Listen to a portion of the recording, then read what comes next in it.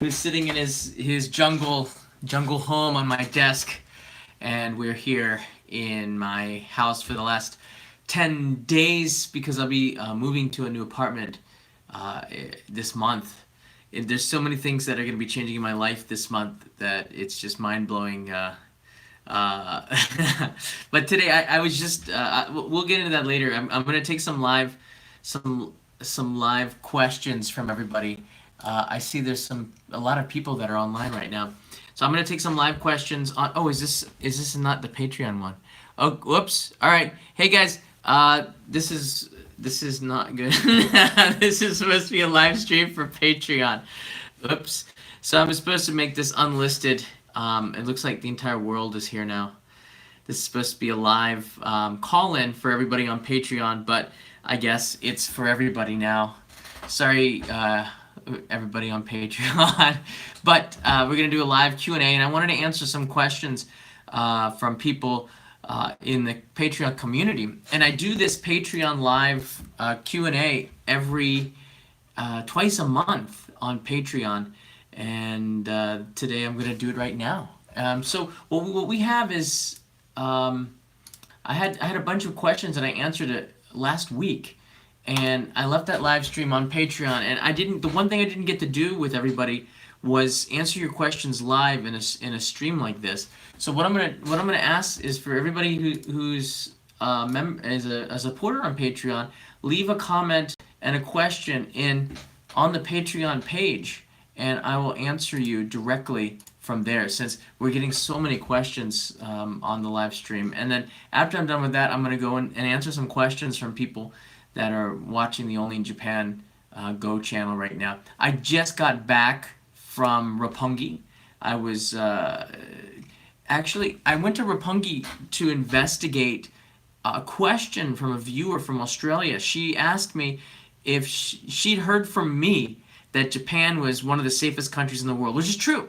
And then she asked me, she said she's going to be coming to Japan this month, April, and she wanted to know if Roppongi was safe enough to go out at night by herself, clubbing.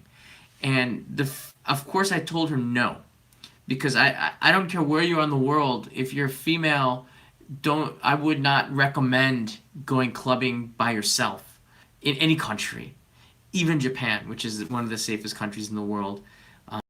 I wouldn't recommend that at all.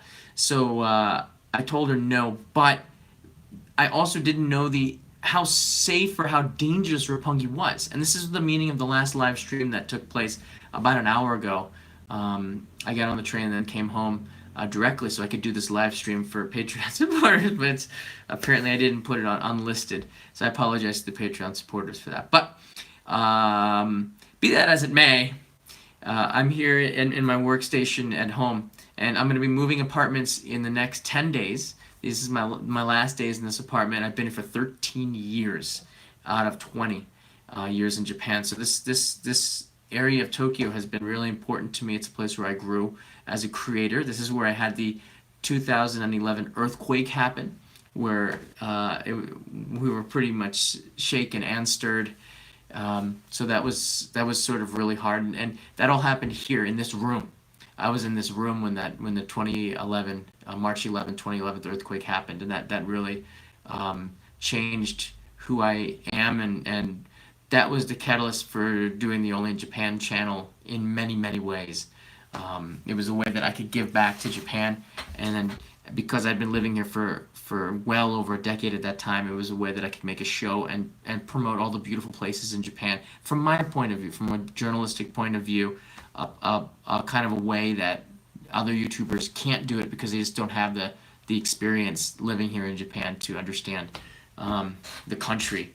But be that as may, that's the word for today, because I was supposed to take Skype calls from viewers on Patreon. These are the supporters on Patreon. Sean is here. Hi, Sean. Let's see here. Who else is here on my Skype? Grumble Bump Hurwitz is here. I got a message here as well. I'm going to accept this from Katana-chan. I've accepted you. How do I access Patreon live Q&A? you are now available to access right now. John, could you do a live stream shopping in a convenience store like Lawson's or Family Mart? Would love to see the selection of products there and all the features. Take care. Okay. Verona, I always do the midnight snacks from time to time. If you're watching on Patreon right now and you're one of the samurai supporters, I call that because of the level they support the channel. Just you can send me a chat and I will do a Skype audio call with you and answer your questions directly. So you can call in. Usually Jim will call in, but Jim, depending on the time, and he lives in Washington. Depending on the time, he might not be awake yet. Jim and Nosh abroad are hello, hi, Jim. These are our two moderators on the Only in Japan Go channel on the live streams, and I really appreciate their help every time. Nosh abroad tonight was the moderator and did an awesome job. He was asking people, promoting them to hit the like button, which always helps live streams if you click the like button with the searchability of it. So I think that's those two supporters, Nosh and Jim. To me personally, I cannot say thank you enough for that, and I think for the community to keep the live streams and keep the live streams clean and the spam out of the chat is important. I think it was Nosh and Jim who first brought it to my attention and was hitchhiking about that. So I do apologize to them. I might get some angry Patreon supporters because I forgot to turn this live stream to unlisted. Usually it's unlisted and everybody doesn't have access to this. But I have here, the monitor's too bright so you can't see it, but I have some notifications and I have some Patreon supporters who are asking me questions directly. Okay, so let me go to that first and answer questions that viewers who are supporting a Patreon have. Let's go here. To Otaku, I just bought a Mac. What a learning curve from PC. Jim is on spring break. I believe that makes sense. That makes sense to Otaku. So I haven't seen Jim in a while, but that's okay. It's almost 9. He should be awake though. He should be awake. So it's almost 9 on the East Coast in Washington. So hopefully we see Jim jump on in the chat. Some of the live questions here I listed as, oh, Jim is awake. So Jim, if you want to, just go ahead and call in if you're awake enough to call in. Usually I need my morning coffee before I get my voice going in the morning. For me though, it's almost 1 a.m. So I've been going all night, all day so far. This may be well work depending on me. So Kieran Davies from the UK, I hope to hear from you. Mix from the Philippines, probably won't make it this live. Okay. Here we go. Here we go. Hey, Jim. Hello, John. Hi, how are you? I'm doing very good. How have you been doing? Well, I was just in Roppongi on a Saturday night. But I'm doing pretty good. It's been really busy week with all the stuff going on. I got to sign the contract for the new apartment that I'm moving into tomorrow and start packing, as well as make the new next Only in Japan main channel video, which I'll show you a preview of maybe if you're really nice here in the chats. Jim, I forgot to put the live stream on unlisted, so it's public. Yeah, I noticed that almost right away because of how many people jumped onto the live stream. I know. There's like 300 people watching, and I'm going like, Patreon supporters are gonna be upset. But I'm only gonna take questions from Patreon supporters, so I do apologize. Normally, if you're watching this, you wouldn't see this. This is just for Patreon supporters. Although it is a good plug for the Patreon page. But oh, Jim, I hung up on Jim. Jim, I'm so sorry. I was moving the window. Jim.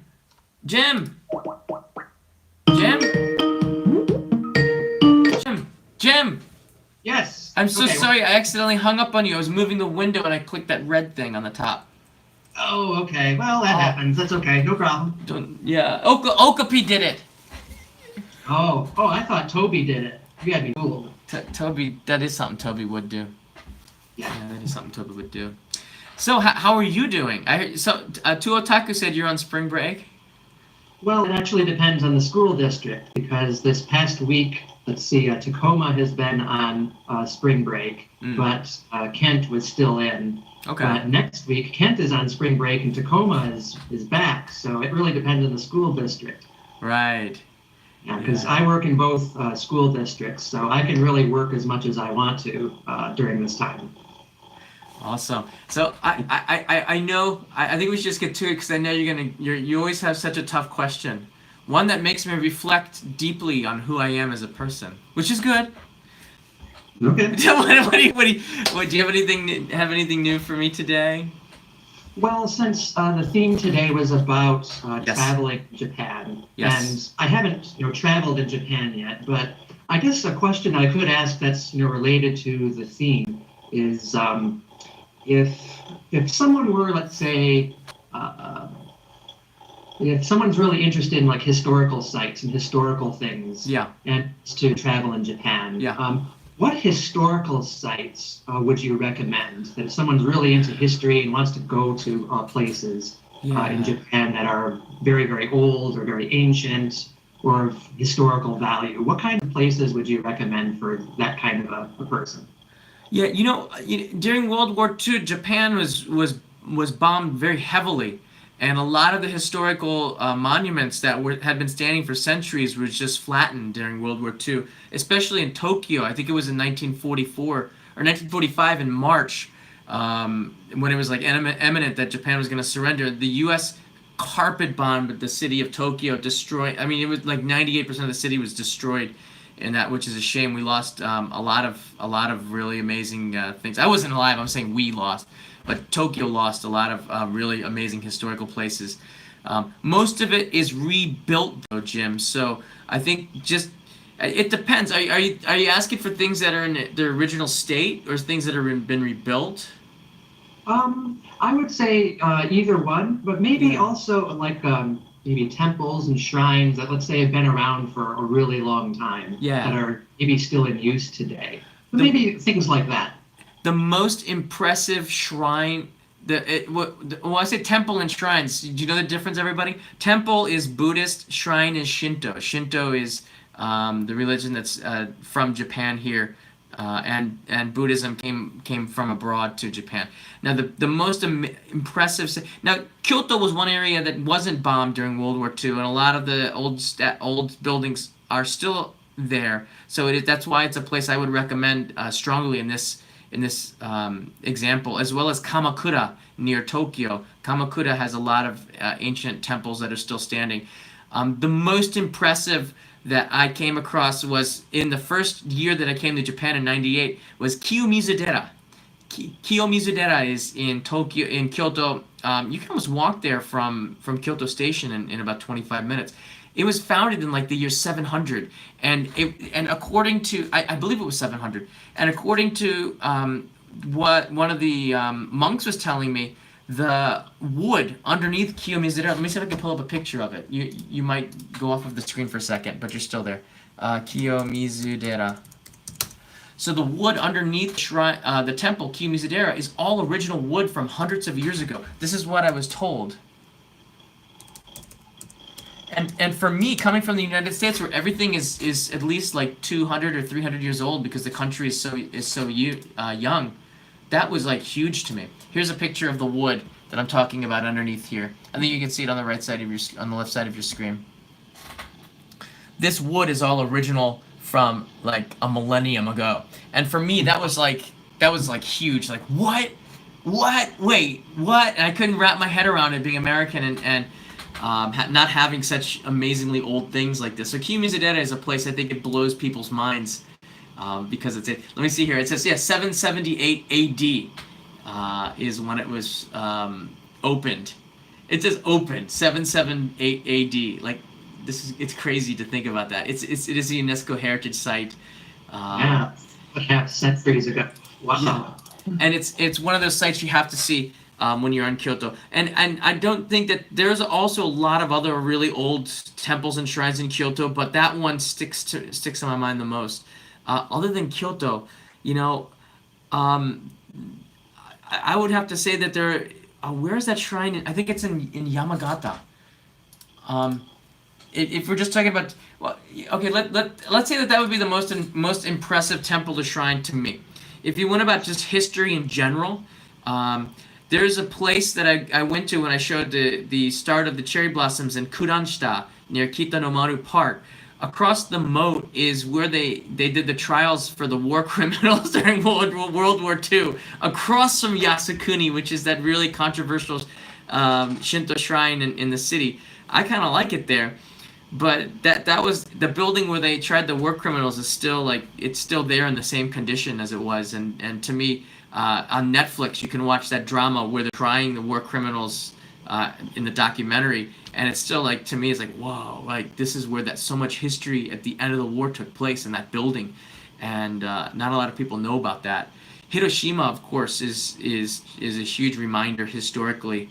It's not ancient history, but when you see the A-bomb dome, Yeah. I think every president. I know President Obama was the last president to go there, but any world leader who makes their way to Hiroshima and sees that, I mean, you cannot stop in your tracks and just think about that day and the horror that the people must have gone through, and yeah, that museum as well. They really hit home on what happened that day. So that's a big part of Japan's modern history, I think.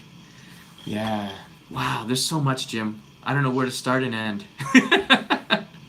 Well, you've given plenty so far, so this is a lot to go on. Let me ask you a question, Jim. Knowing what you know about Japan, what place historically interests you the most that you know of? I would say because of my interest in like really old things, ancient things, I would suppose a place like Kyoto would be very interesting for me, and I would love to visit temples, shrines, and historical places that have been open for a really long amount of time that may still be in use today. Those kinds of things really interest me a lot. So anything like that that's been around for a really long time, or a place that's of great historical importance, those kinds of things really get my attention. I love to see places like that. Yeah, I think one of the most untouched places in Japan, I think, with that would be that there's Tohoku, which is a place not a lot of foreign tourists go to, but a lot of Japanese tourists will go up there. Akita, Yamagata, Iwate, Aomori, and even Fukushima, especially Aizu Wakamatsu. Tons and tons of old buildings. Aizu Wakamatsu in particular in Fukushima. That's where I made the Naginata spy episode a few months ago. That city is known as Samurai City, and a lot of it has a castle. I believe it's a recreation, though. It has a castle. It's an impressive city because of the food and because of the history. The samurai culture is something that they promote pretty heavily in Aizu Wakamatsu. Matsumoto, I think this is a place that's close to Tokyo that should be on more people's radars. Matsumoto is in Nagano Prefecture, and the castle there is original. Himeji is the other one, and Matsumoto Castle. Man, that's my favorite. If I have to tell you what my favorite castle is, right off the bat, Matsumoto Castle. Okay. And Matsumoto Castle, yeah. And the reason why, most castles were usually put on the top of a mountain or a place that was hard to get to, right? Right. Mm-hmm. Matsumoto Castle was different. Okay. What was great about Matsumoto Castle, and you can see here's a picture of it right here. What was great about Matsumoto Castle was that they built it down on the flat lands, and at certain times of the years, I think it's at the winter. It's surrounded by mountains. And it's one of the most stunning pictures you can get is from Matsumoto Castle with the white-capped mountains surrounding it. This is an original castle that hasn't changed since it was built. Oh, there's a good shot right there. Okay. Do you see that there? Yeah. About how old is it? Do you know offhand? I don't have to look offhand, Jim. I can look on Wikipedia right now. Okay. 1504. So 1504. Okay. 1504. It's original. It's one of Japan's premier historical castles, along with Himeji and Kumamoto Castle. But Kumamoto Castle was partially destroyed in the earthquake a few years ago, and it just kind of opened up. I guess it was this year for the cherry blossoms. So it was sort of opening up when I hitchhiked through there last year, but this year it was opened up for the cherry blossoms, which is good. Right. I think you mentioned that in your very first Go Channel video when you were at Kumamoto. That's right. Yeah, and happy birthday to Only Japan Go. It's been just a little bit over a year I've been doing this live streaming channel. Yes. So happy birthday to that. I started it literally in Kumamoto, which is where the castle was. Right. Awesome. Well, the great questions as always. Do you have any follow-ups? I think that'll do for now. So That'll do. I'll be on my way. I'll just go back into the crowd and watch and give someone else a chance. Well, have a great Saturday. It's Saturday morning, right? That's right. All I right. just got up not too long ago, so yeah, you almost caught me asleep, but not quite. I made this on time. That's why I started at a little bit after midnight, because I knew it would be a little bit too early. I'll let some people sleep in on the West Coast. Yeah. All right. Thanks, Jim. Nice to see you. All right. Good seeing you, John. Take care. Bye-bye. All right, bye. Oh, I didn't mean to cut him off right there. Sorry. Jim's so cool. You know, Jim. Hey, it's.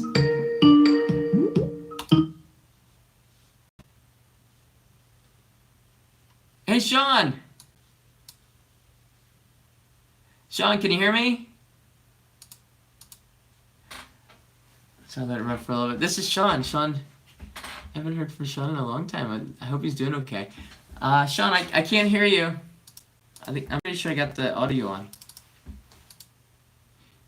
Oh, Eric's on too, and Hikaru. Hey Keith, your video quality. Uh-oh. This is going horribly wrong. Hey, Keith. Hey, how's it going, man? Good. Quality's bad? Yeah, it's like looks 320 even though you're broadcasting 720. It's absolutely horrible. Oh, is it? Okay, let me see if I can fix this. All right, everybody, I'm going to be pausing the video for a second.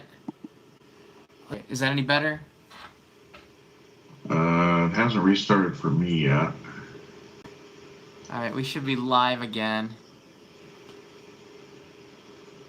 Yeah, it looks better. Oh, really? I turned my Wi-Fi off and I'm going, maybe because I'm also doing Skype with the video streaming, so are we good now? Yeah, it could be. I don't know how well your how much bandwidth you have. I could use more this month. Actually, the videos have been streaming more higher quality, meaning I've been giving more bandwidth. So I think I'm halfway done my month allotment, and it's the 7th of the month. So it's gonna be. How you doing? I'm doing great, man.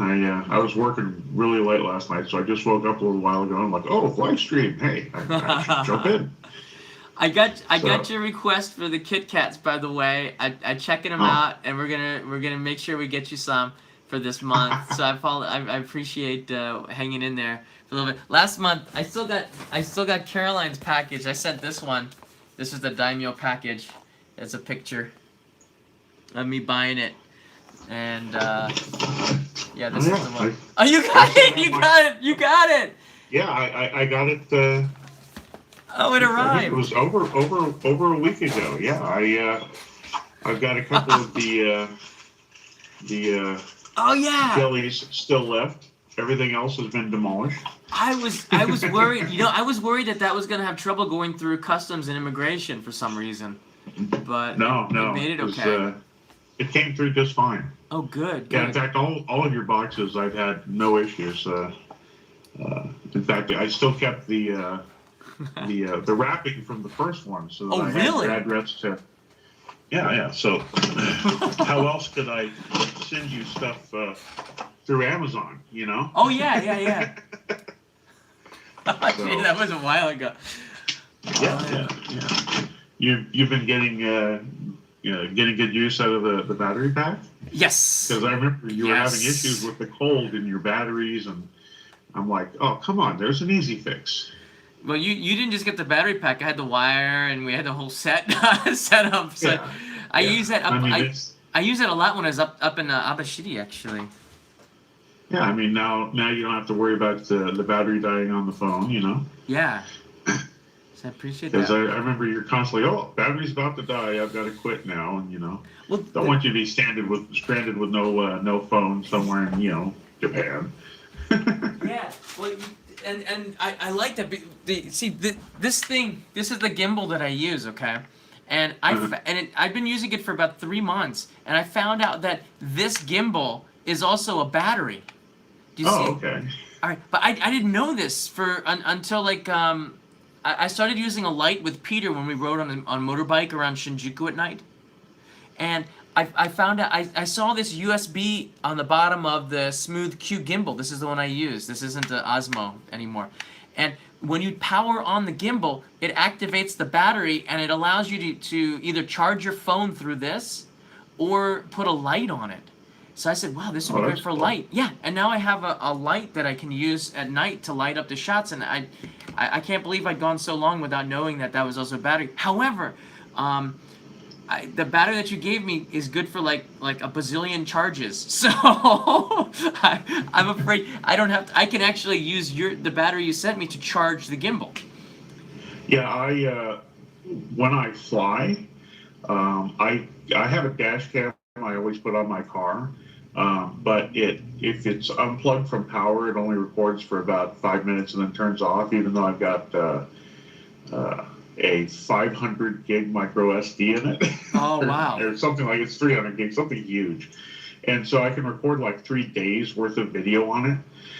So I'll stick that to the window, plug it into the battery pack, and 3-4 hour flight, no problem. I record the whole thing, land, switch planes, another 2 or 3 hour flight, record it, and then, if there's anything interesting that happened on, I'll load up my video editor and, maybe piece together some stuff from, look, here I'm flying over the mountains, look at this interesting cloud formation, that kind of stuff. Yeah.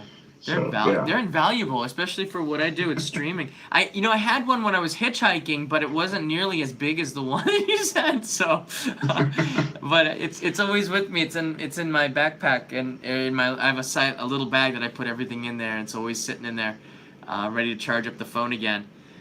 So thank you for that. I appreciate that. Yeah.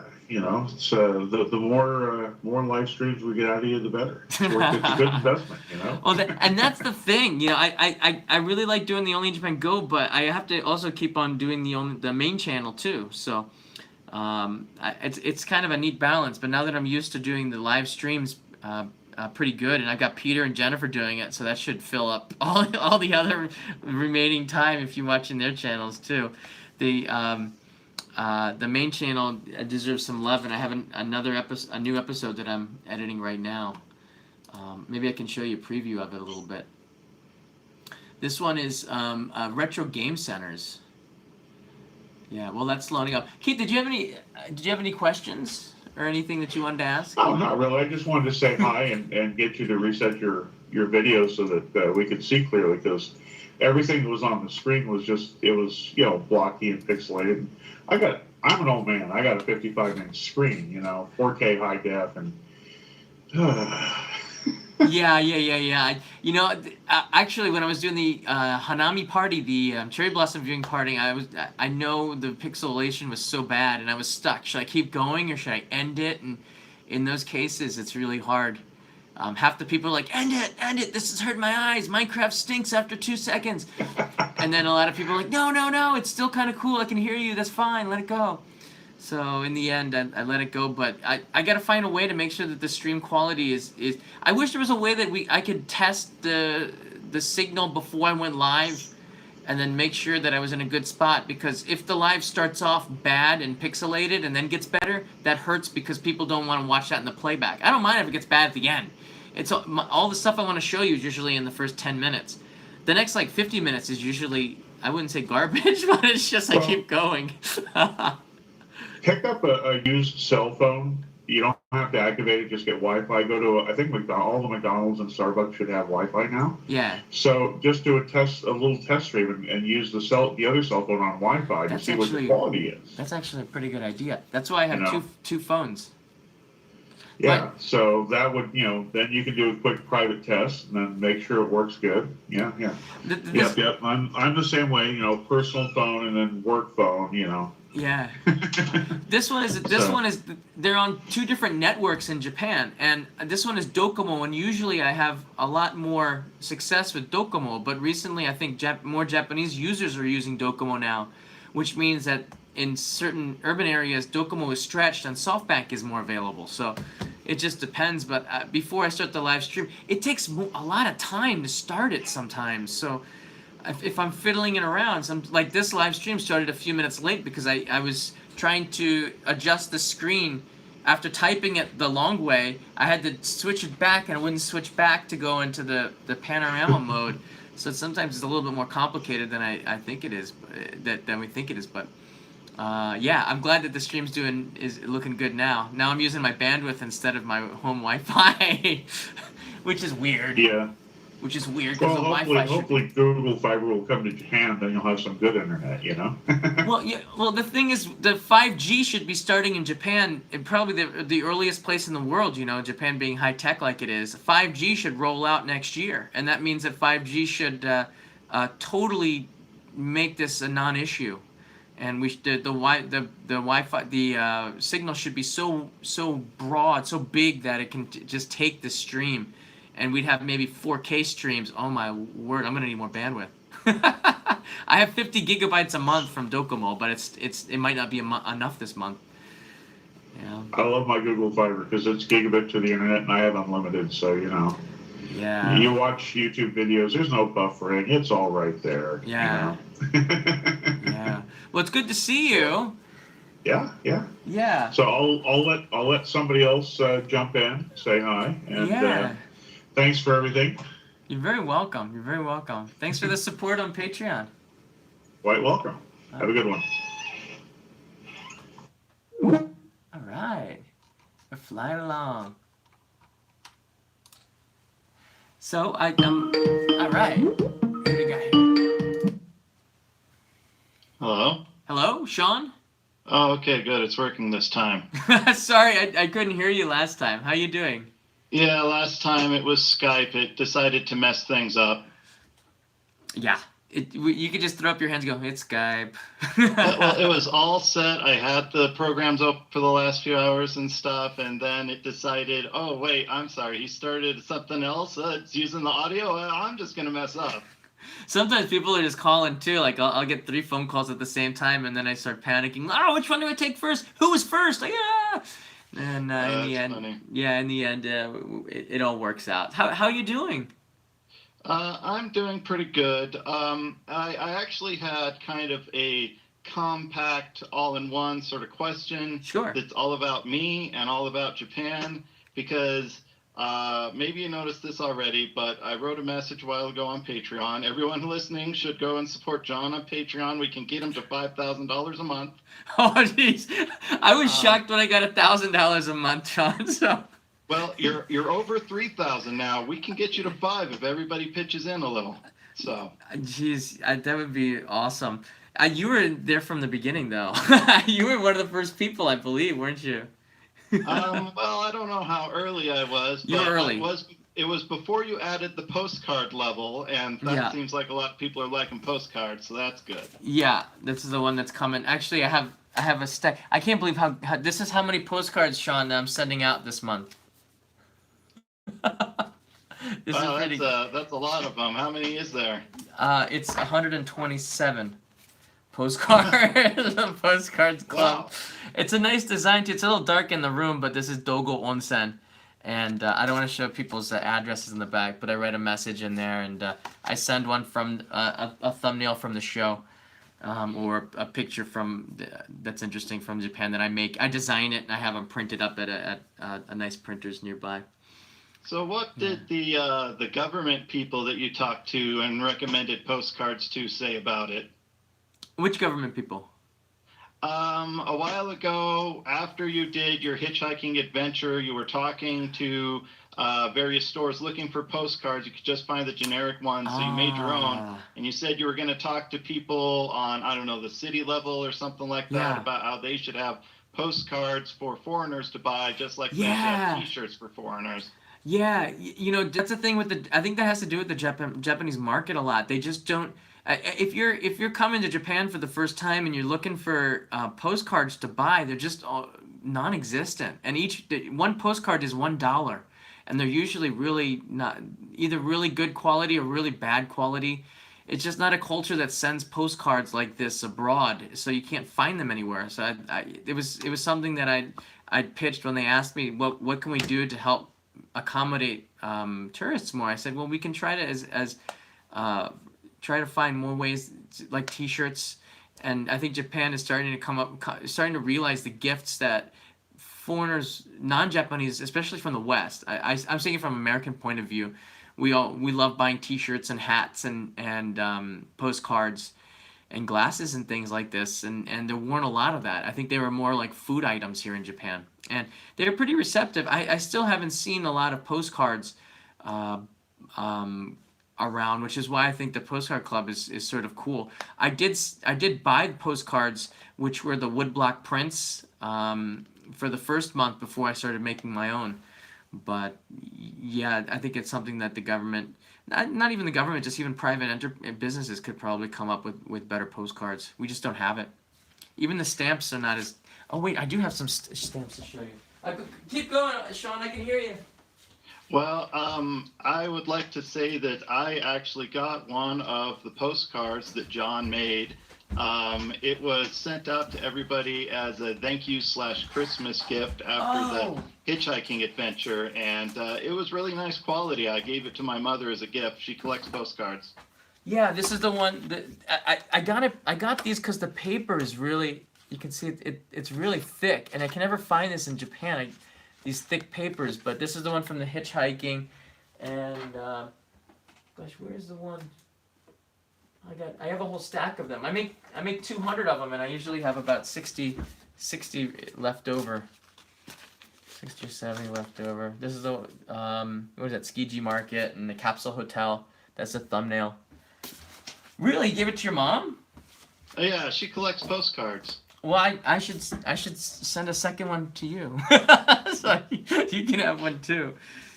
Well, anyways, it was important that I make this video chat because, well, I'm an American. I'm 35 years old.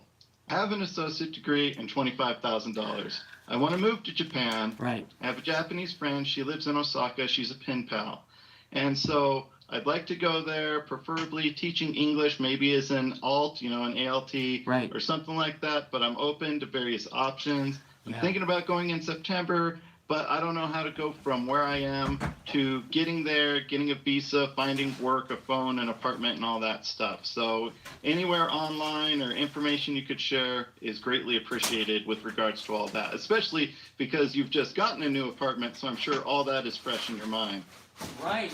I'm actually looking. I'm trying hard to find something in my closet. I'm scrounging around. Oh, I can't find it. So I have a photo album of photos that I can show you. I think the easiest way for everybody who wants to live in Japan, you can't just come. I gosh, I get a lot of questions. I don't think the age really matters. I think it has to do with the only issue Sean might be the degree, because a lot of the English schools ask for a 4-year degree, and I don't even know why that should make a difference. I think if you can speak English very well and you're educated, then that should be your qualification. But yeah, I've been looking at online job listings like at Gaijin Pot and the Osaka specific job places, and maybe about 2% of them say that they hire people with only an associate's or even without an associate's degree. Yeah, there's just in the last few years, since Japan has become a popular destination for people to travel to and now to want to live in, the competition to get an English teaching job is actually through the roof. When I came here in '98, there was a demand, but there wasn't really enough good candidates applying for these jet jobs So a lot of people were getting into the program, and I didn't get in because I was an idiot. I think I was in my interview at Washington.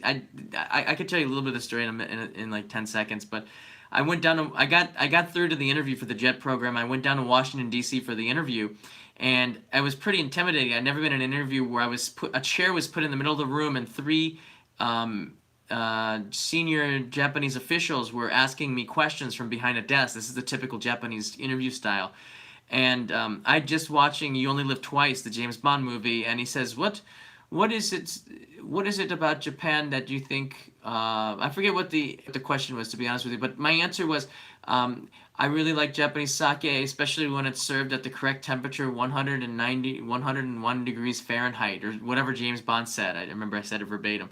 And I was smiling, because he said this to Tanaka, who was the head of the Japanese Secret Service at the time. So I remembered it very clearly.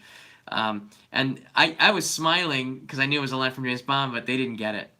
And eventually I didn't get that job either. So what I did was I ended up getting a job through a private English school company. And the only reason I wanted to come to Japan was because my college roommate, who I was looking for a picture from, he studied Japanese, and he was in love with Japanese culture. I never understood why. And then he sent me a message after college and said, I got a job teaching here in Japan. You won't believe how awesome it is. You got to come here, and I'm making such good money in a really interesting job. I said, really? So I decided to come to Japan back in '98, and it was a lot easier to get the jobs back then. By the way, he's gone. He had a major in Japanese. He's gone. I'm here. My Japanese is better than his Japanese. It's sort of weird. He always wanted to live here, and I never did, and now I'm the one living here, and he's back at home. So it's sort of funny how things turn out. I think if you want to get a job, and that's what you're asking, right, Sean? Yes, Yeah. I'd like to stay in Japan long term, more than just a few months. Yeah, it helps. First of all, that I think it would be easier. It's easier for people from certain nationalities because they can get what's called a work holiday visa. But I believe that only up to the age of 30. That's Canada, Holland, Australia, New Zealand, and maybe one other country in the UK. Yeah, I once read Maybe that the UK. list, and I just never understood why America didn't get into the special club. It's because Americans' immigration policy the other way is pretty strict. I think it's reciprocal. Reciprocal, is that the right word? But because the American system is so hard they don't have the same kind of program for Japanese, so they sort of make it hard on the other way. Yeah, I don't know why either, because I think it'd be a good thing if more Americans were here and learning this experience about working abroad. And I know it's changed my life, but how to get you here? So for me, I don't see that the age is the most important thing. That I get this question a lot. The thing that you need is a COE. COE is a certificate of eligibility, and it's given by employers here in Japan to candidates in the country in which they live, and that COE is essential in order for you to get a work visa. Without the COE, you can't go to the embassy and apply to get the work visa. The COE is only available to companies here in Japan, and they get that and they send it to you, and then you take that to the embassy. That's how you get your work visa. Without that, you can't. Meaning, if you need to get and find the job here in Japan, you can't really and be hired from a company here in Japan. You can't come here and then get hired here. You'll have to go back to your own country to get the visa to come here. The second thing is that you want to think about is, as I said, the competition is really high. And it's not just from people who want to live here. It's also the fact that there's also a ton of people who already have visas. They're either because they're married and to someone who's Japanese and they can work anywhere that they want, or they had a visa for an English school for 3 years. They finished the first year and now they have 2 years remaining and they're looking for jobs. So these jobs usually go to the people who already have the visas. So what are remaining are not really a lot of English teaching jobs right now. With the Olympics coming, more teaching jobs I think are going to be opening up, which is really good for you. How do you get in here? The company that I came in was called Eon. Have you heard of them, Sean? I've heard of a few different companies, like the one that was infamous for imploding. Oh, Nova, yeah. Yeah, imploded like a star, that one did. It's really ironic that they're called Nova too. Yeah, Nova was a pretty funny story.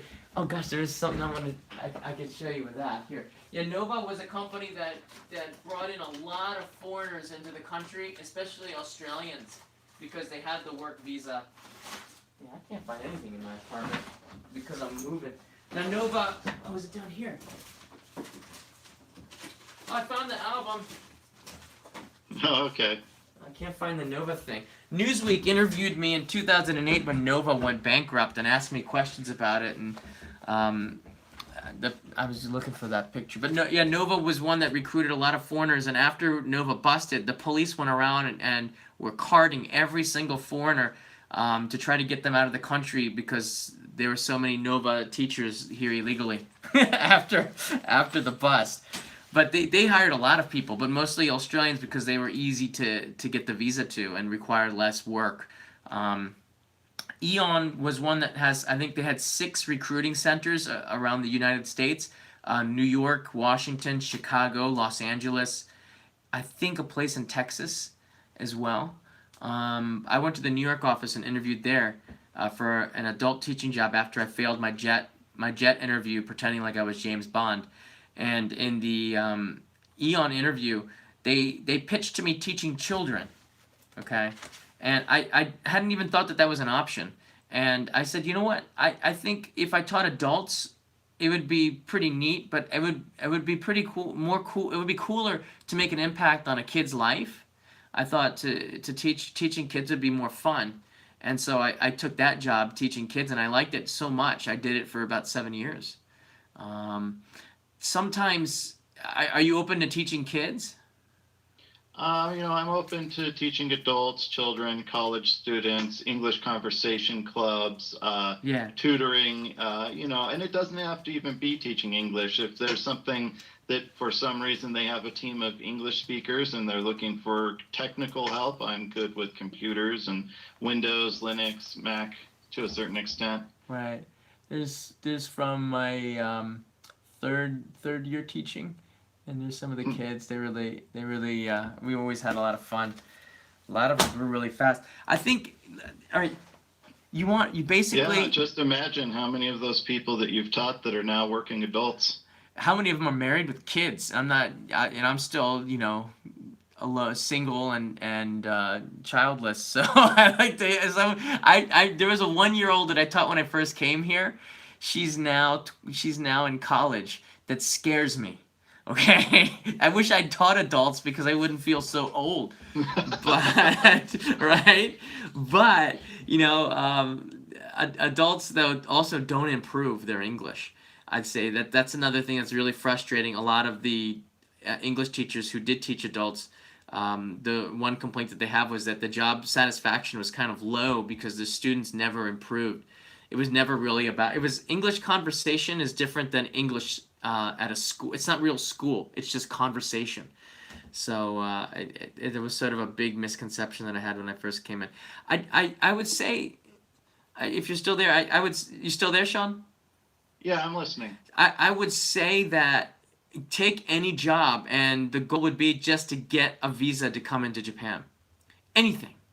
And then after either you like it, or if you don't like it, you have that 1-year visa for 1 year.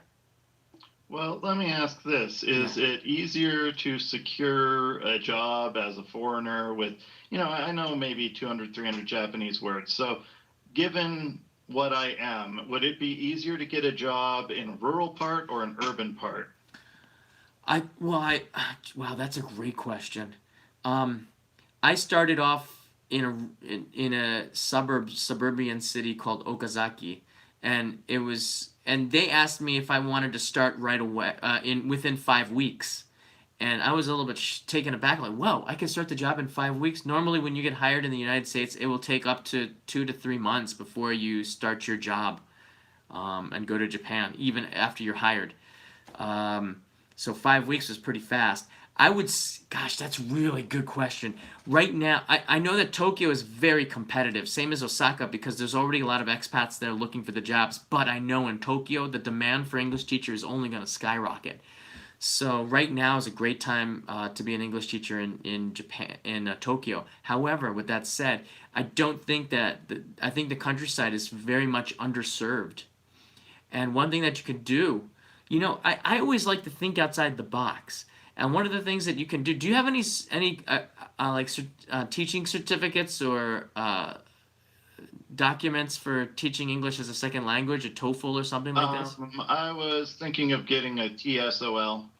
Yeah, if you get some sort of, like, Japan loves certifications, and what you could do is make out a resume. If you can have the resume done in a Japanese way and translate it and write a very nice letter on why you want to come to Japan and how you can help a community, send that letter to 1,000 towns, small towns, and ask if you can come to help, either if they would sponsor a visa to bring you and be teach the town how to speak English and help them modernize for the future. And if you can convince, and I'm just thinking outside the box, instead of going the way that everybody else goes, try to make your own luck by getting the certification. You probably want to, do you speak any Japanese? A few hundred words, but not enough to carry on a conversation other than, the introduction. Yeah, that's actually a pretty good start. If you can get a level, JLPT, a level 3 exam passed, which is, it's not too hard. Level 3, level 1 is really hard. 2 is conversational, but level 3 is I think that's doable if you study. Just practice the practice tests, and if you can ace the practice test just by memorizing all the questions and answer the practice test, you'll pass. That's how the Japanese tests work. If you can get a level 3 JLPT passed, and you can also get a TOEFL or some kind of document saying that you can teach English as a foreign language, send your resume to every single small town in Japan. Just go on the internet and look up the address. They'll have a little kyokai or association, and tell them what you could do and help. And I think if you blanket the entire local areas, you might find a job. Once you get in, you're in. Getting the visa is one thing. Renewing the visa is actually pretty simple. A visa renewal is not the same thing as getting the visa the first time. It's just a renewal, a continuation of where you are. And once you get the visa for the first time, you don't want it to end. You always have to keep renewing it. But the first time is hard. Yeah, I saw a lot of job listings on Ohio Sensei and Gaijin Pot that were saying how if you were already in Japan, then they would hire you. Yes. Because Yes. It's a lot lower qualifications for jobs if you're already there. Take what you can get, or try to make your own luck. When the market is so competitive as it is right now, you have to think outside the box and find ways that's different than what other people are thinking. This is also how I approach, by the way, my YouTube channel. I always try to cover topics that no one else has ever done, and find a different way, whether it is talking with interviewing the people, or doing it in a way that nobody else has thought of yet. So I think that's the best way to approach it, is go the traditional route and talk with the English schools, but don't just stop there. Be outgoing, and I think that would be also the kind of person that I would want to hire. But what about those the companies out there? Because I see ads from them and videos about them where that you basically pay them and they act as a guarantor, or however that's said, and a COE provider. Is that a viable route, or is that not such a great idea? Yeah, I can't answer that because I don't know. Personally, if I was the Japanese government, I would not be happy with that so much. But it is a reality. It is an industry. I'm going to tell you the situation of a viewer. I'm not going to tell you his name, but he's from India, and he sent me a message about 3 months ago about this. He had an interview with a company that would promise him training and get a COE, and I think he had to give a percentage of his income back to the company, which is why they would do that.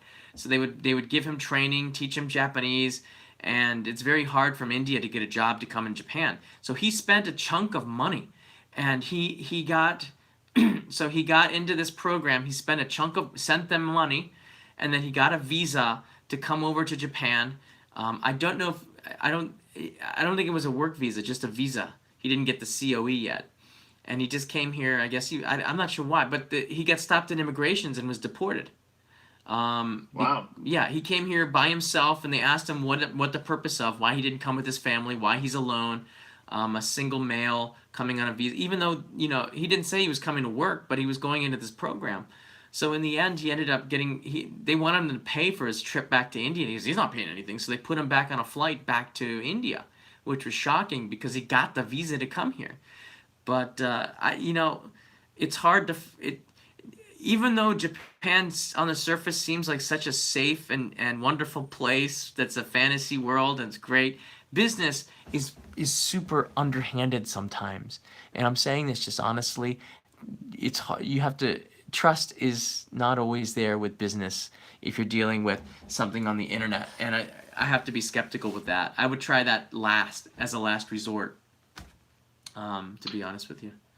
Okay, well, what about when's the time to go? Because I'm thinking of avoiding the rainy season by going in September, but I also hear most hiring is done from January to March. That's true. January to March. Yeah, because the new year actually starts in Japan on April 1st, which is what we just started. And then after April 1st, the new year started, so not many people are hiring at all. Actually, you probably want to start looking for a job in November or October. Okay? That's when people start thinking about the next year. 6 months out, they start thinking about what their plans will be for the next fiscal year. So, yeah, January is good, but October is better. And that would be my advice. Always get there early. Summer is a little bit too soon. I've had, I would when I first started working at NHK, I always wanted to have my own show or try to pitch ideas to producers, and I would try to get. Oh, my battery's dying. I would try to pitch my ideas because I knew that the new year starts, a new show start on Japanese TV in April. So I would start pitching my ideas in the summer and try and let the ideas manifest with the producers so we can get something on it, but it just never worked out. I was some producer would tell me, summer's too early, and then by the time I got to October, some producer was like, oh, we already decided, we've already kind of made a direction. I was like, when is the right time? So the earlier the better, and just keep doing it and following up and never giving up. And then those are the people. And this is the same thing in the U.S. or any other country. If you're really out there doing the legwork and you never give up on something, you will eventually win the presidency and become the president of the United States. I guess that's what might have happened. You can wish yourself into the position, and it can actually happen. So perhaps instead of September, I should go in October? September might be a little bit early, but I don't think that there's any perfect time, Sean. I think it's just something you could get lucky and find something in September. I can't really say for sure. Most of the people, I would say October 1st would be the best chance to find something. I think you have to be here to find a job too. Also, it also helps to be here.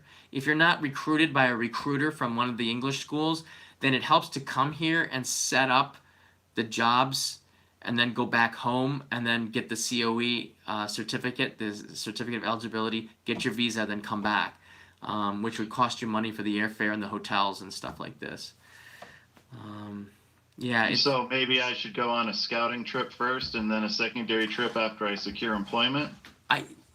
Yeah, if you have the money and the time, and if it's something that you really want to do. I always tell people that have a dream of, and I get a lot of people telling me that their dream is to come here to live to Japan, which is funny because it was never my dream. It just turned out that I still live here. Before you decide that this is really what you want to do, come and visit and see if this really is what you want to do. I have to be perfectly honest. The foreigners that I met that came to Japan when I was an English teacher, 90% of them were very negative on Japan before they left and did not renew their contracts at the English school to come back because they never really opened up. They stayed who they were and they never really opened up to assimilating to a new culture because they don't do things the way that the United States does things here in Japan. It's a totally different way of thinking. And if you can't kind of change your mindset to assimilate to the community, just like somebody abroad, an immigrant coming to the United States has to melt into the community, right? You sort of have to do that the other way when you come into Japan, and it's even harder because Japan is such a distinctive culture. That I think it's worth coming to see if this is really what you want to do, because it's a lot of work and effort that you would be putting into it, right? Would you recommend looking for work more in Osaka, where I know someone, or in Tokyo, where there's more people and more jobs? Start with where you know first and branch out. To me, that seems really easy, because if you know someone who, because you're going to be put into situations where you're going to have to need to know somebody who speaks Japanese to get documents or paperwork or something done for you. Having a friend who's Japanese and asking for an onegai or a favor would be priceless, especially in the beginning. Japanese TV made a show about a guy whose dream it was to work in Japan. He was from Europe. He came with I remember this story. He came with a watch design that he made a watch himself. It was a pretty neat watch, and he came to Japan to try to sell his watch and get a job working for watchmakers, whether it was Seiko or Casio or something. I don't know. He didn't have any ideas. Did that work out as well as when Microsoft tried to sell its console in Japan, but the Japanese preferred the Japanese consoles?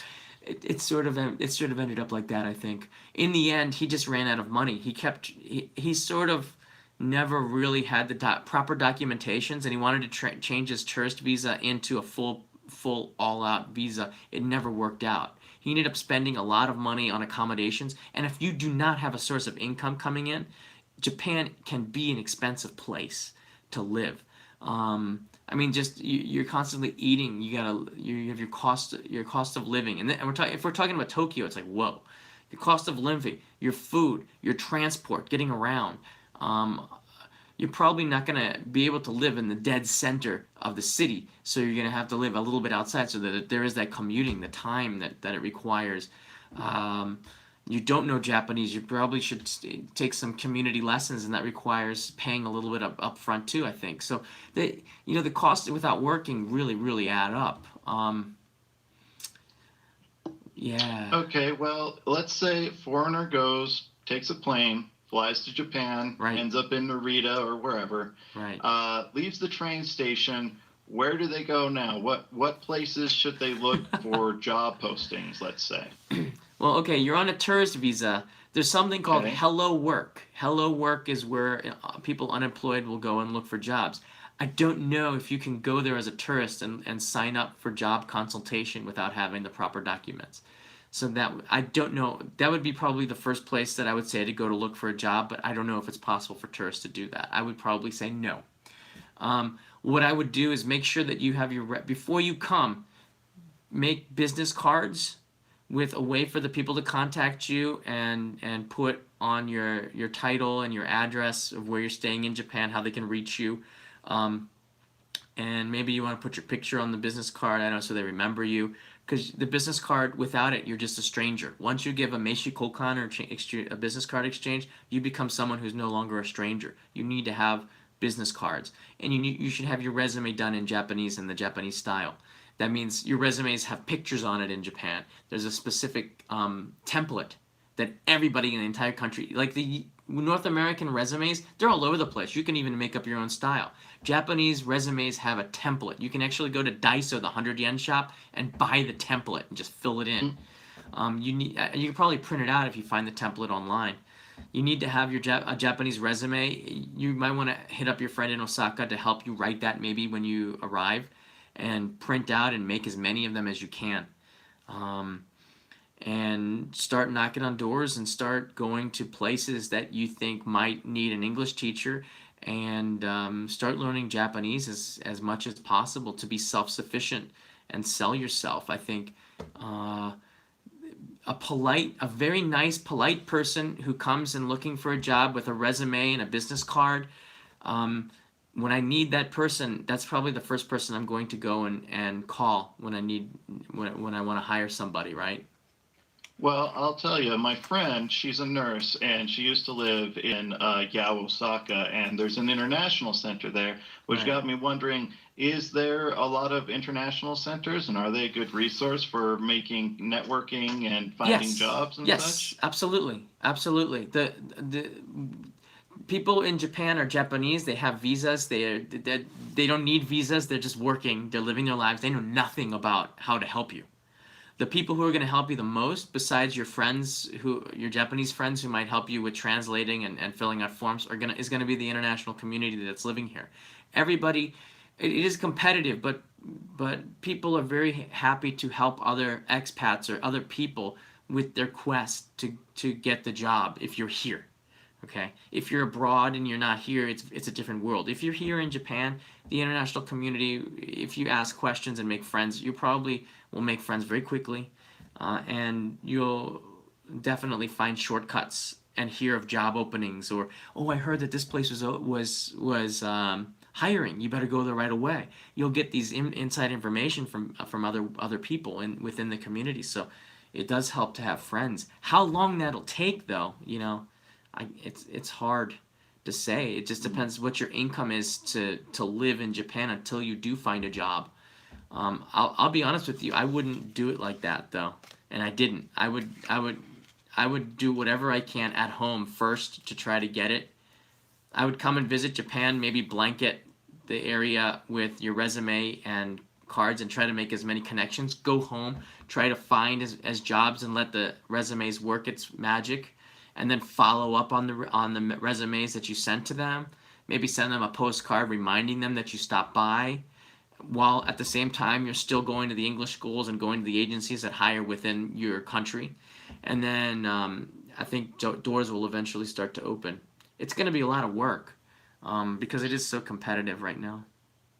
All right, well then last question. I heard that it is super important and useful to have a cell phone to get around with Google Maps when you arrive in Japan. Yes. What do you do once you get to the airport to go from there to having something to use to get around? Do you have a smartphone that's unlocked? Yeah, it's a T-Mobile phone. Don't know how useful that's going to be though. If it's unlocked, then what you can do, if you just want to get online, the fastest thing you can do is at the airport, you can just buy a SIM card from a vending machine. Plunk the SIM card into your unlocked smartphone, and you have internet and a phone number probably. Well, I heard with the differences with GSM and CDMA between America and Japan that it might just be a better idea to pick up one of those pick up one of those go along phones or whatever from like a convenience store or what you know what I mean. Yeah, I thought a lot of the smartphones though would do both of them now. Some of the newer iPhones. I don't know.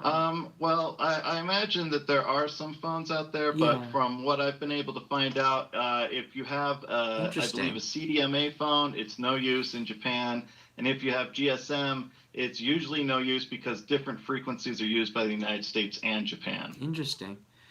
Yeah, I wasn't aware of that. I just thought you could take an unlocked iPhone and just plunk in an SD card, and you would have 4G access. I know some Americans have done that. The iPhone it might be an exception to this. Might be because it's sold worldwide and is more or less one model every year. Might be. I'm not really sure because I don't have that situation. I can't say for sure. The resource that for cell phone and phone rentals and these kinds of things is my friend's website is called tokyocheapo.com. TOKYOCHEAPO.com. I used to write for them, and that website always has the updated situation on the SIM cards and what works and what doesn't work, and where you can get them. But the other option is to get a pocket Wi-Fi router, and what these are is they take the 4G signal and they create a Wi-Fi for all of your devices, and you can usually rent those for a reasonable amount. You can get them at the airport. I think you can even reserve it in advance on the internet and have it sent to your hotel. Or and then when you're done with it, you put it in the envelope that they give it to you and give it to the hotel desk, or just send it to them through the mail. And they receive it within a day, and yeah, then you're all set. Usually, I haven't heard of anybody who's had a problem with pocket Wi-Fi routers like that. That's the other option. All right. Well, I'm going to go ahead and end the phone call now because it's very late where you are and other people want to call. So I'll just say good luck with your new channel that you're going to be opening, your food-based channel. And Wow. also, if you get married, I guess you won't have to worry about renewing that work visa nearly as much. So have a good night, John. Thank you, Sean. Thank you for calling. Great question. Okay, bye-bye. Bye-bye. Wow, that was a good one. There's just no easy way to answer that, you know.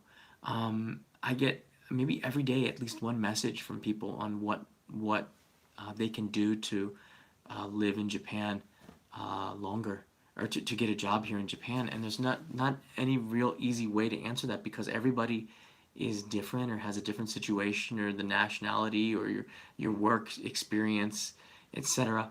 In general, though, if you want to get a job in Japan that's not an English teacher, you need to have a skill that Japanese people be able to offer, something that somebody who's Japanese can't do. Right now, if you're a nurse, and this is worldwide, if you're a nurse or a doctor, or you have some specialty skill that's in high demand in Japan, they'll just give you the visa like at the embassy or something. It's like you will get the visa based on a point system that they're coming up with. So if you're in one of these situations, but in general though, if you're an English teacher, it's getting extremely competitive. And if you're going through one of these internet companies that promises to give you a COE and stuff, just be really skeptical, ask lots and lots of questions, and make sure that that's like a last alternative, because I've heard of situations of people who were getting ripped off. Amanda, can I call, or are you ending soon? Oh wait, one second here. Hikaru, phones work in the U.S. and international if current generation. So this is from Keith. So if you have a Note 8 works on all networks, and if you have a new generation smartphone, it works on all networks. So that's really good. Thank you, Hikaru, for that. Amanda, I have like 1 minute because my battery's gonna die. He should install Line before leaving the U.S. That's also excellent advice. Here in Japan, nobody uses WhatsApp. I don't even know how to say it right. WhatsApp. We all use this app called Line. Do you see this green one here? Hold on a second. This green one called Line. I have it here. And Line is the app that everyone uses for messaging, not WhatsApp. I don't even know what WhatsApp is until people kept telling me, you should install WhatsApp, when I went to the US. I'm not going to install WhatsApp. I don't know anybody on WhatsApp except for you. Join Line. Line's cooler, we like to say. Amanda, yeah, if you want to, I will call you and do a really fast one. This will be the last one I do for a while. Amanda is coming to Japan really soon. Amanda? Yes. Whoa, you're outside. Actually when it's light out. Yeah. How are you doing? Doing good. So sorry. The question I had about the trains before. Sorry, I'm just nervous because I'm not used to talking to the world. Oh, that's okay. There's only 450 people watching. No problem. It's like New York again. Sorry, but I meant to do this unlisted. I'm sorry about that. But okay. So I was just wondering, they market like the train passes to the U.S., but they don't really specify specific like smaller train costs. Right. So do you think it would be more economical to get the pass? Well, let me tell you my situation. I'll be there for 6 weeks, and I'm only going to be doing maybe 4 or 5 different places. Yeah. But I'll be like spending a week in one place, so Right. I'm not going to be traveling all the time. Right. So would it be more affordable to get just one train pass and go, or Yeah. would it be? Yeah, that would be more affordable. Don't dismiss the airlines, the budget airlines, to get from one place to another. Not only is it faster, it's also can be a lot cheaper and more economical than the Shinkansen. And if you're just making one trip and you need to make one trip right now, sometimes just flying onward out of Tokyo or out of Osaka to get to your destination, and then waiting a few days to activate the pass makes a lot of sense. But if you buy more than one pass, the costs really go up, and unless you're taking advantage of using it, it doesn't really pay off. I think I lost you. Yeah, I was pushing the mute because you have a bird chirping problem. I'm sorry. It's not your fault. It's the darn birds. It's Toby. But yeah, in general though, I would say getting a train pass, getting more than one train. Caroline, who is a Patreon supporter, I met her at a meetup that we did a few days ago, and she has 2 green card JR passes she came to Japan with. But that lady is traveling everywhere all the time on it. She's getting her money's worth out of it. I can guarantee you that. Caroline's gonna get her money's worth out of those passes. But if you said you went to Totori. I'm going to Toku, but I'm going to the smaller towns. Yeah. Let's see. Sorry if my pronunciation's incorrect. It's Minamai Misan Rikucho? Do you know which prefecture is that? Miyagi. Miyagi. Okay, that's up north in Tohoku near Sendai. Yeah. Yeah. Oh, okay. Yeah. Let's see. I can't pronounce these. I'm so sorry. My Japanese. Oh, that's okay. That's okay. I can understand it, but I can't speak it. I don't know if there's any budget flights that go on to Sendai from Tokyo. Tokyo Sendai. The Shinkansen riding it once is about, I think it's like 13,000 yen or $120 for one ride up there. There's also buses that go up there, and they're about 6,000 yen. So it's about $50 to take the bus up there. Okay. Tokyo Sendai flight. I don't think. Hold on. Yeah, I don't think there's any budgets. ANA has a nonstop flight for $50. Oh wow. It departs at 10 a.m. There's only one a day. It departs from Narita at 10 a.m. and gets to Sendai at 11:15. It's right now it's going for $62. So that's cheaper than the bus. It's 1 hour and 15 minutes. The Shinkansen would to go from Narita to Tokyo Station and then catch a Shinkansen to go to Sendai would take you hours, and then the flight connection would just take you an hour and 15. Except that there's only one daily flight at 10 a.m. But I wouldn't dismiss flying up there, spending some time, and then activating the pass later on. And if you need another pass, I believe you can buy them at Tokyo Station. Oh, sorry. Oops, I'm so sorry. I just accidentally hung up on Amanda. Sorry.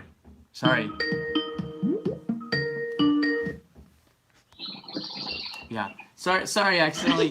This button, it put it right at the place that I dragged the thing. But I think you can also buy the passes in Japan now. It was a crazy rule that you couldn't buy them abroad, but now you can only buy them abroad. But now I believe you can buy them here in Japan. Okay. I believe. I'm not sure. Don't quote me. But. I think you can until March of next year. Okay. Yeah. I think it's an experimental program. And there's also other passes, Amanda. There's not just a Japan Rail Pass. There's also I think there's a Tohoku Pass there used to be. I remember when I lived in Fukushima 19 years ago, there was a Fukushima Pass, and you could take the express trains all through Fukushima Prefecture for like $20 for 3 days or for 5 days. There's a Kanto Pass where you could take the Shinkansen in just the Kanto area for 3 consecutive days for $100. So there's lots of other passes that's different than the JR Pass that might be valid too. So just check the JR website and see if there's anything available in that area. Yeah. Okay. Yeah. I will do. Yeah, and you're almost here. What, 1 week to go? 2. I'll be there on 2 the weeks. 26th. 2 weeks to go. 26th. I can't remember. Awesome. Let's see. 26th. Right. Awesome. So I'm yeah. excited. Yeah, well, let me know if there's any other questions I can help you with getting around. But I would say try to save money and don't don't get 2 passes unless you can find a way that it just works out better for you and you will use it. Travel up there on local trains is not that much, so I don't think you're gonna break the bank traveling, making small hops. Right. Yeah, should be okay. Buses are also big up there too. Yeah, one of the people I'm staying with, they recommended the overnight bus Yeah, from Tokyo. So yeah, that's we'll see. probably that's how locals get around. If you can get the flight though, if you can get the flight, yeah, it's a little more comfortable. All right. Well, thanks for calling. Thank you. All right. Bye bye. Bye. All right. Well, she hung up before I could hang it up. It's pretty cool. Yeah, he should install online before going Romaine. Yes. So what's this about a wedding? More news on that later. I have to either plug in the battery that Hikaru got me because I'm at 5% battery, but basically I gotta go to bed. It's 2 a.m. So I want to thank you all very much for doing this Q&A. This was a mistake. I was supposed to just live stream this to Patreon supporters, but when 100 people started showing up, I knew that I'd made the mistake because you have to click all these buttons, and sometimes I forget. This is the second time I think I've done it where I forgot to click unlisted, and I usually share the link on the Patreon. So I apologize to the Patreon supporters, but this is supposed to be a Patreon live stream where I answer questions live once a month. This is, I want to end. Wait, just stay right there, okay? I gotta get. He cut his battery.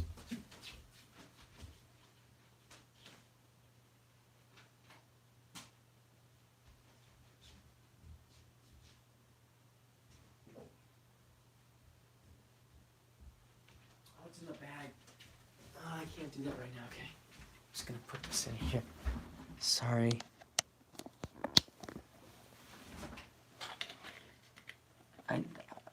It went dead once before.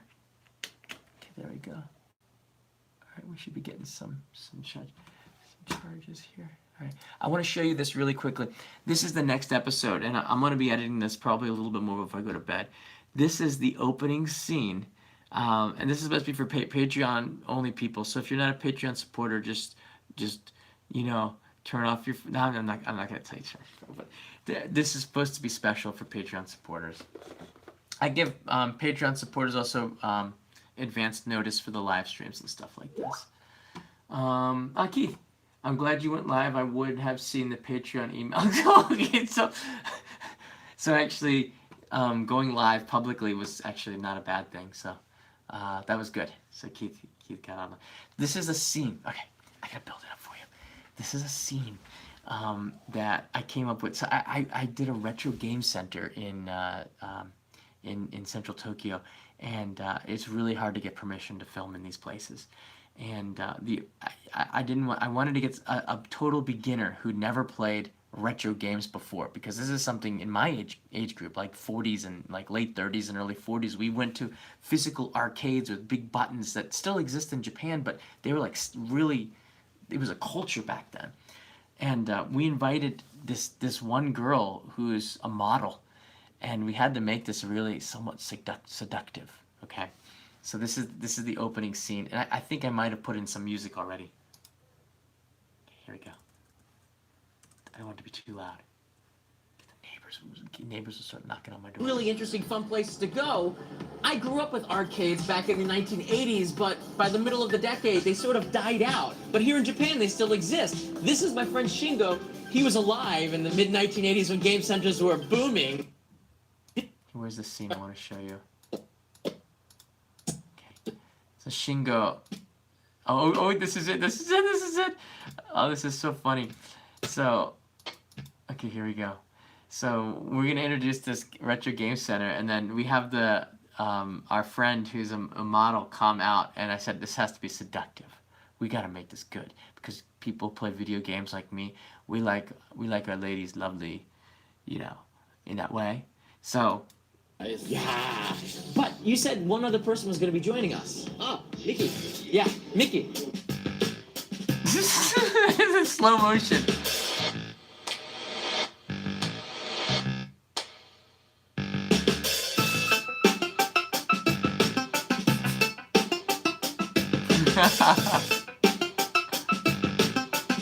I put narration here.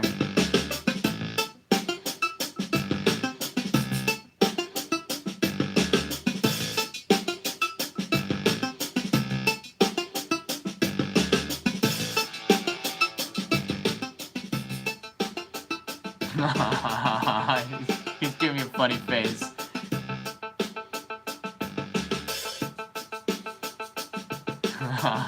She's taller than me.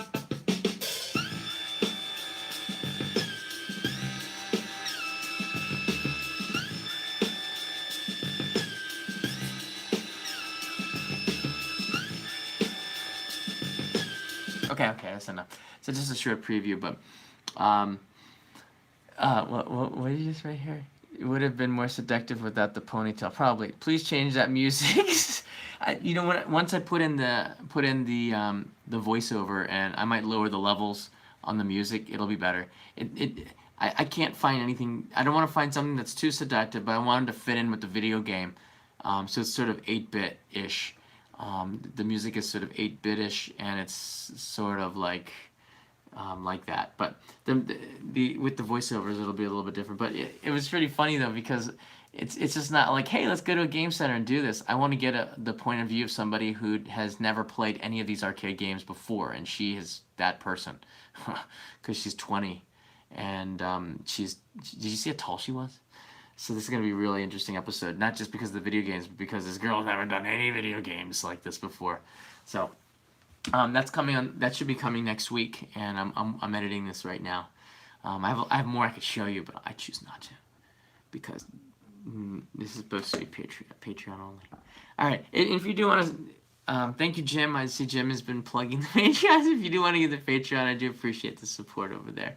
The super chats are really great, and over the last year, the super chats for the Only in Japan Go channel here and Patreon, the support there has helped me make shows like the Aogashima video, where I was able to live on the tropical remote island for a week and film really slowly a 25-minute story that I don't think anyone, even Japanese TV, hasn't made anything like that before.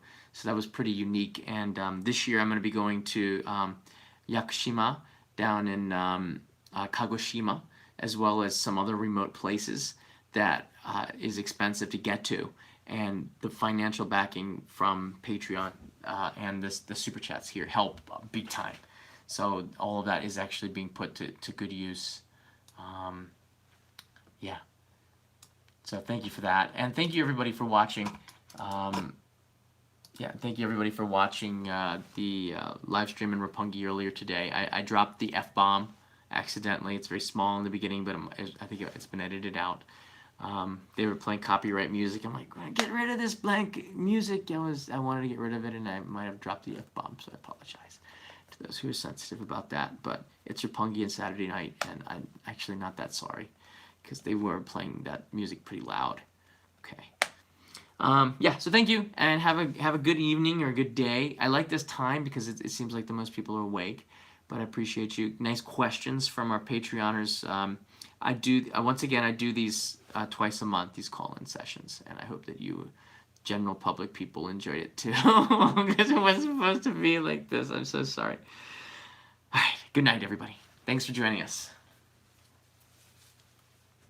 This is how we started. This is how we ended. Because he's sitting on my desk in the jungle. Bye.